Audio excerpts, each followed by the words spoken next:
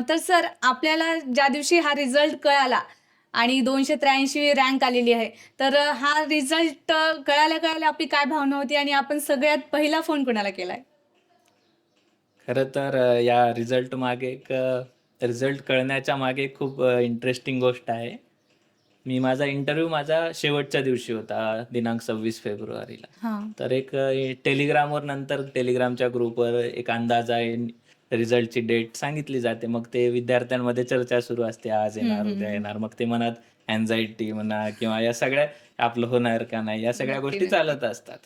तर या सगळ्यांपासून ब्रेक घेण्यासाठी मी आसामला गेलो होतो नॉर्थ ईस्ट फिरण्यासाठी. एक अच्छा. इंटरव्ह्यू झाल्यावर एक स्वतःला रिलॅक्स करण्यासाठी म्हणून हं. तिकडे गेलो होतो.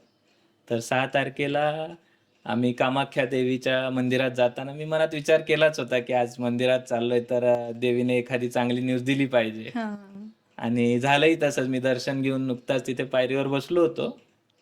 तर तेव्हा मग माझ्या मित्राचा फोन आला, हं. की "तुझं झालंय रँक 283 आली" म्हणून. तर ओके. मला तेव्हा काय रिएक्शन द्यावी सुचत नव्हतं. कारण इतके वर्ष प्रवास सुरू होता आमचा. एक हं. 5-6 वर्षाचा प्रवास सुरू होता.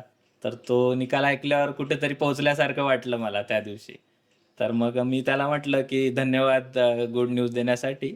आणि मी त्याला म्हणलं, "तुला करतो नंतर कॉल."